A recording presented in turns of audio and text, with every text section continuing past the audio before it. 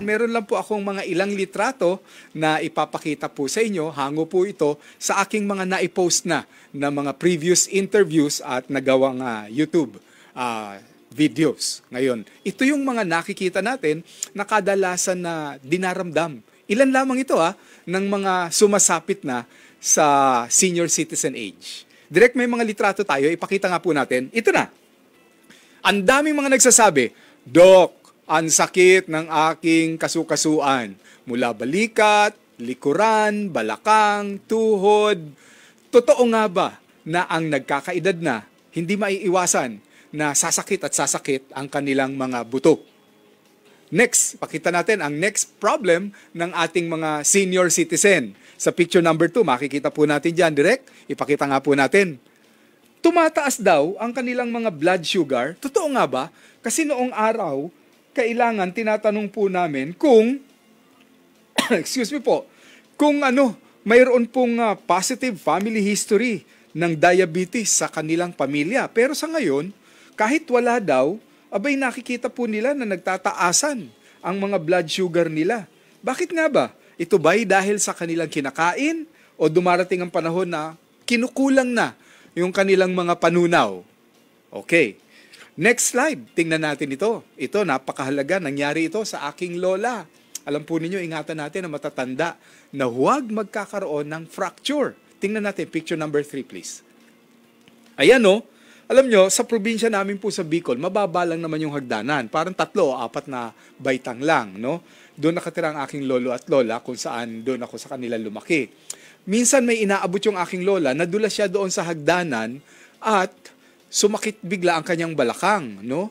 Dahil malayo yung ospital doon sa lugar namin, pagdating po sa ospital, sobrang kirot, siguro sumakit na, hindi na nakayanan.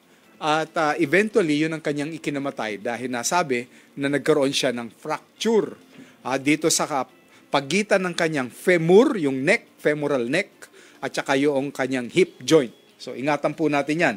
Alam nyo, mga lolo at lola, ayaw na ayaw niyang maggagamit ng mga tungkod. Dahil sabi nila, pangit daw, mukha silang matanda. Well, kung kailangan, bakit hindi? Next, tingnan po natin ang next na problema ng ating mga senior citizen. Pero ngayon, pabata ng pabata ang nagkakaroon ng ganitong problema. Muli, maaaring wala naman sa kanilang pamilya ang may alta presyon. Pero, tingnan natin ang picture number 4. Tumataas na yung kanilang systolic and diastolic blood pressure. Alam nyo, dati 120/80 ang normal blood pressure. Ibinababa na yun ngayon. Ginagawa ng 110/70. Pero very common na nakakakita na tayo sa edad na 40, 50, ng 150/90 or over 100. Bakit nga ba nagtataasan ng BP kapag tumatanda na? Okay, tingnan naman natin ang next picture number 5. Ito, madalas sa mga kalalakihan, kanina lang may nakita po ako nito, nagrereklamo na kapag nahipa ng hangin yung kanyang paa, aray ko, aring-king-king siya, sa kirot. Ito'y nangyayari matapos daw niyang makakain ng munggo, pero hindi naman munggo talaga ang culprit lagi. Makakain daw siya ng mga laman loob kasi Ilocano, papaitan daw ang paborito nila. So totoo nga ba na habang nag-iedad, pwedeng magkaroon ng gout? Kasi ang question, bakit yung mga teenager kumakain ng mga laman loob, ng munggo, mahilig sa karne, hindi nagkakaroon ng gout? Yung mga matatanda, bakit madalas? Okay.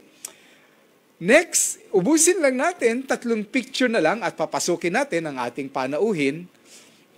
Ang susunod dito, yung picture number 7 muna direct. Ayan, sa picture number 7, problema kasi nila ito. Picture number, 6 na pala, sorry. Picture number 6, tama po. Bakit nga ba hindi lamang binti ang nagka-cramps? Sabi nila, pati daw dibdib, na naninikip ang kanilang dibdib, pero pag nagpa-ECG, normal naman. Ito daw ay tinatawag na costochondritis nga ba? Ayan, lumalaki nga ba ang puso ng mga nagkakaedad na? Kasi pag in-x-ray, lumalabas kadalasan doon, atherosclerotic aorta. Tandaan niyo yung word na yan. Mamaya itatanong natin sa panauhin natin. Cardiomegaly. Ganun nga ba? Next, nagiging problema rin nila Eto, nakikita ko sa mga lolo't lola, tingnan natin ang picture number 7, alas 3, nag-iingay na sa kusina. Gising na! Yung ba dahil maaga silang natutulog sa probinsya? Pero tanda ko habang natutulog ang lahat, naririnig ko na yung mga syanse, kaldero, o zwing, totoo naman kawali, hindi ko alam kung nagsasangag si Lola, pero alas 3, nagigising na sila. So, nagigising na rin ako. Doon ako nakatira sa kanila nung bata ako Next, tingnan natin ang picture number 8. Ayan. Common ito. Buti na nga lang, ngayong Oktubre, medyo malamig na.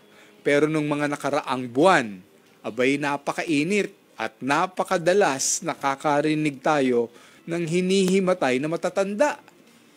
Yung sabi nila ay heat stroke. At yung iba ay natutuluyan na maging stroke. So, common din po sa kanila yan. And last but not the least, syempre, yung ating panauhin. Tatanungin natin, ano nga ba ang mga dapat nating asahan na health challenges ng mga tumatanda?